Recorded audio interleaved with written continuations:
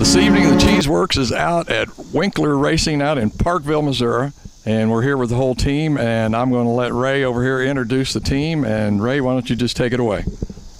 Okay, back here on my left is Josh, middle one's Mexican, and Kyle, and Jimmy and me and you. Okay, we got a 5-member team here. So these are the guys that really help you all the time and really keep this beast going. Yeah. Okay.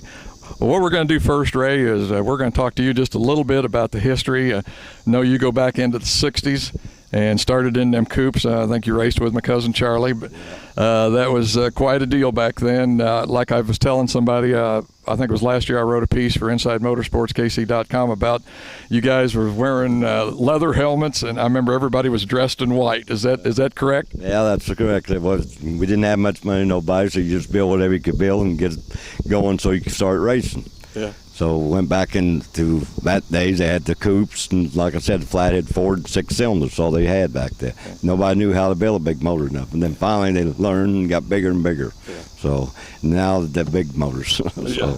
You know, you've got to appreciate that, because you just have to wonder how many of those guys are still around, because, I mean, there was not much safety equipment. No, there wasn't much to them, really, to get on, because nobody knew how to build them. Yeah. The only ones really knew how to build them was Wells. I mean, they come out on top of everything. You know how they go. Taylor and Jerry and Greg and Rick. Yeah. So they was all good. So that's got started. Got a lot of people into it. Mentioning the Wells, we want to pass on our condolences to the Wells family with Greg's passing this week, and just wish him the best on that. Let's move on a little bit. Joe Cobb, you guys teamed up for a while and really had a great run, I think, there for a few years. Yeah, he got over the Lakeside. Riverside, we was together, and he loaded his motor, and I had a car, so he took my motor and put in his car, and we started from there. We got about 20 years, 22, I can't remember exactly, and Joe won a lot of races together, and he had a modified to start with and went in late models. Yeah. So that was the end of me and Joe. He moved on. Well, we are too. We're going to move over to the younger generation over here, and we're going to go over to Jimmy. Jimmy, I understand you started about when you were 12 years old in the go-karts. Yeah, I started racing in the go-karts, and we had a lot of fun there. Didn't really do too much then, but then a couple years into it, I started running a little better, and I turned about 14, and then we decided we was going to put it down for a little while, and I went to school, and then when I turned 16, we decided to get an asphalt car, and we went racing pony stocks at I-70 Speedway, and did pretty good there for a while, and then just ended up on the dirt. Yeah. So once you got on the dirt, though, I guess you decided that's where it was going to be. Yeah, we had the asphalt car. We was running at I-70 every Saturday night, and we decided to get a dirt car, and I went one Friday night, and then after that, I didn't really want to run asphalt anymore. Well, like you say, you mentioned it, I think, earlier when we were talking, once you got into that dirt car, where the excitement even started in your own garage, and even those guys wanted to go back to the dirt track. Yeah, my crew had a hard time trying to talk me out of taking the asphalt car racing, so we went a couple more times, but then after that we just sold it all and decided to stay with dirt. Yeah. Okay, this question, either one of you can answer this. Why Lakeside? Well, I think Lakeside is close to home, and a lot of people we know, and a lot of our sponsors is local, and then sponsors means a lot to people because they help you out. I mean, you know, and they want to go to races. They ain't going to drive no 100 miles to races. If it's a grocery store or something, they're not going to drive 100 miles to buy groceries. So you got them right here local. They got their advertising for them. I was going to say, them sponsors, got to take care of the sponsors. Without them guys, we're not doing nothing in racing, I'm afraid. Because let's face it, there aren't too many of us out there.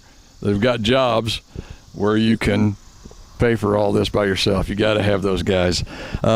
Jimmy, I'm going to address this question to you. Was it a good deal when Lakeside dropped the NASCAR sanctioning? I didn't really notice a difference in the way the track was run, but I thought it was a good deal because NASCAR charges the track so much to use their name and have it NASCAR sanctioned.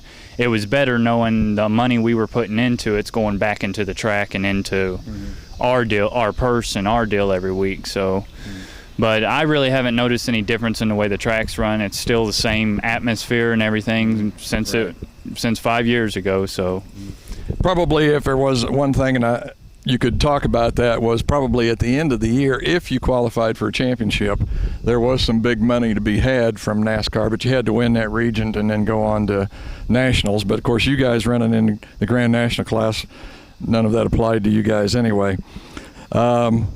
We're going to move on and talk about what is happening right here at this spot where we're standing on. And this is where Winkler Fabrication operates. And Jimmy, I guess that's what you're doing full time now, is fabricating cars, working on them, fixing them up. yeah, we mainly do repair work here, but I pretty much can build a race car from the ground up. I'm in the process of developing a 2009 modified, and that's going to be my first mod that's going to come out, under my name that I built. And I've got a couple Grand Nationals out there. Tim Shields has one, I've got one, and Jason Park has one. And we've been running up front with them, and I'm happy with the way the cars are running and the way the chassis are working. So I was going to say pretty successful. I think last week's feature winner, Tim Shields. Yeah. Was that your car from last year? Yes, it was. That was he bought that from me this year, and he ran it. Well, he bought it last year, ran it 4 races at the end of the year, and then this is his first full season on it, and he really likes it. Yeah. I was going to say, I think if I'm not wrong, he beat you last year right at the end of the season with a street stock motor. Yes, yeah, he did. He did. Okay, all right, we're going to move on. Like I say, we're getting down toward the end of the season. Are there going to be any changes here at the end of the year? I think it's going to be impossible for anybody to get vinegar. I think the guy's out there kind of by himself, not going to be able to do anything. But any changes for you guys here at the end of the year? And what about next year? Well, as far as this year, I think we've been trying new things to try to get the car a little bit quicker and faster, but I'm not going to do anything to hurt the way the car's handling now, because we've proven we can be a top 5 car as long as everything goes smoothly. Yeah. So we're probably going to try a few new things just to see what we can do this year, and then just get through the year and try not to tear up too much. And then next year, we haven't really decided what we're going to do yet.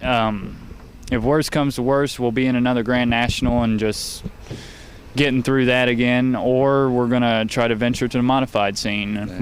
But we haven't really decided yet or made any moves on it yet. We're just still trying to get through this season. Yeah. About the modified, this new chassis, are you going to drive it, or is it just going to be for sale? Well, I'm gonna try to drive it, but if I can't get it done, I might have to get someone else to drive it.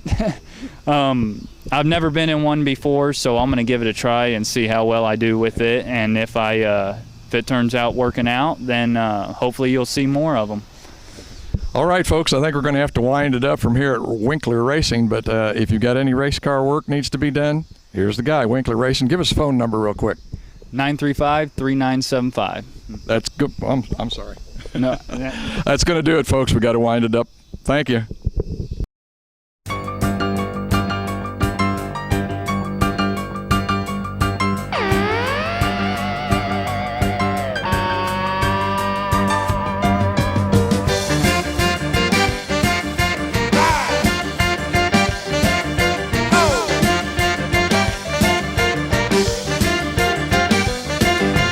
Been gone so long, I can't wait to get back home to the Lone Star State.